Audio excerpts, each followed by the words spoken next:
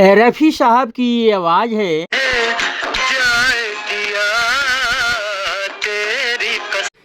इस चैनल पर आए सभी प्यारे प्यारे बहनों भाइयों को मेरी तरफ से प्यारा सा अभिनंदन। मैं आपका दोस्त पीके संगीत 1961 अपने चैनल पर आप सबका स्वागत करता हूं। और इस पर विभिन्न तरह की बातें, फिल्मी बातें होती रहती है। आज कुछ ऐसे ही फिल्मी बातें, कुछ हस्ती ऐसी कि जिसका नाम बड़े ही आदर के साथ लिया जाता है संगीत की दुनिया में, फिल्मी जगत की दुनिया में। तो अपने ज़माने के प्रसिद्ध संगीतकार थे जिनका थोड़ा सा परिचय वो पटना यूनिवर्सिटी से अर्थशास्त्र की डिग्री एमए में लिए और प्रोफेसर की नौकरी की, लेकिन पढ़ना और पढ़ाना नौकरी इनको नहीं भाया और ये चले आए फिल्म सिटी में।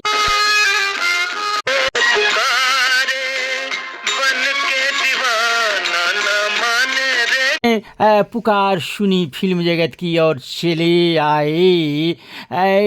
गायक बनने के लिए आए थे और इनको काम तो मिला नहीं, ये बस बेरोजगारी की मार इनको झेलनी पड़ी और ये कोरस गाने के लिए मजबूर हुए। कोरस जो गीत के बाद जो बीच में कोरस जो गाया जाता है उसके लिए मजबूर हुए और ये उसी तरह कुछ दिन अपनी काटे और इसके बाद फिर अपनी मेहनत, लगन और बड़े बड़े संगीतकारों के साथ अपनी दोस्ती हुई और उनसे कुछ सीखा। इसी दरमियान उनको एक और बड़े ही महान जो हस्ती है गायक मोहम्मद रफ़ी साहब के साथ मुलाकात हुई और दोनों की ट्यूनिंग बैठ गई।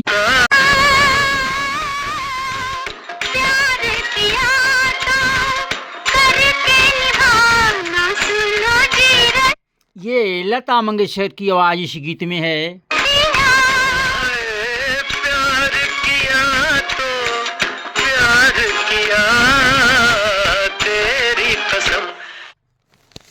और इनका नाम, शोहरत इतना रहा। हालांकि इनकी जो काबिलियत थी उसके अनुसार तो इनको इनाम नहीं दी इस फिल्मी जगत ने, लेकिन ये बहुत अच्छे जो भी काम किए, बड़ी बेहतरीन बेमिसाल काम इन्होंने किया। अब इनका नाम भी तो जान ले भाई।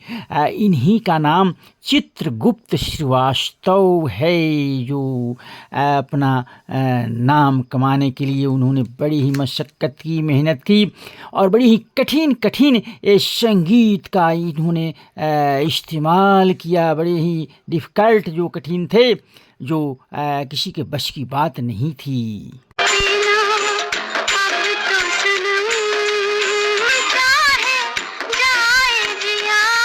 कुछ जीवनी की एक झलक लेकर मैं आया हूँ और इनके मात्र 2 गीत आप लोग के सामने मैं अभी दिखाऊंगा, पेश करूंगा। आप ये इनकी काबिलियत की साबित करने के लिए बहुत बड़ा ये सबूत है, कितना बड़ा इनका ये संगीत की इनकी विद्या थी। और ये गीत आपने देखा जो अभी फिल्म थी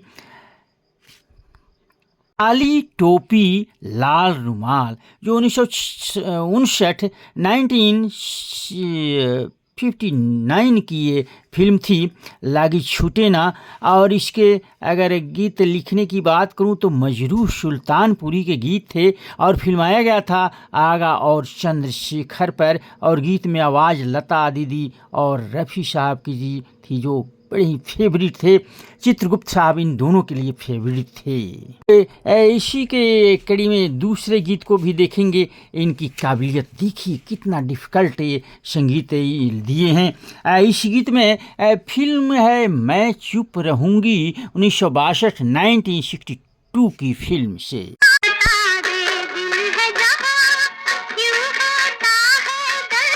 लता दीदी की आवाज़ इस गीत में। ये तो न पूछो दिल है कहाँ और दर्द कहाँ। रफ़ी साहब की आवाज़। गीत कास्ट किया गया है मीना कुमारी और सुनील दत्त पे।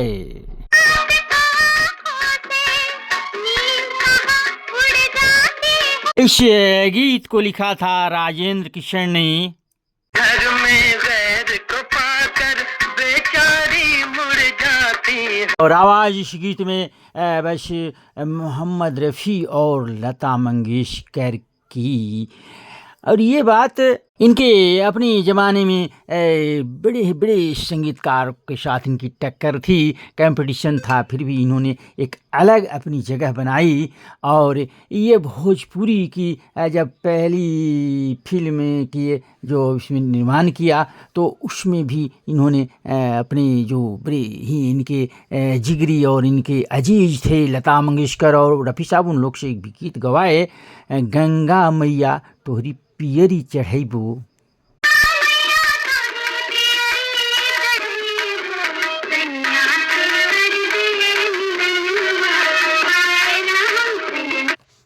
ये गीत बस इन्हीं की अमर रचना थी। और ये जो भोजपुरी के ये पितामह तो कहे जाते हैं, लेकिन आप लोग को जान के बड़ी खुशी होगी कि इनके दो नयन यानी कि दो इनके सुपुत्र इस जगत में अभी चमकते सितारे हैं, आनंद और मिलिंद। तो बस इन्हीं सब जानकारियाँ, इन्हीं सब मनोरंजन की बातों के साथ आप लोग से कहता है आपका दोस्त अलविदा।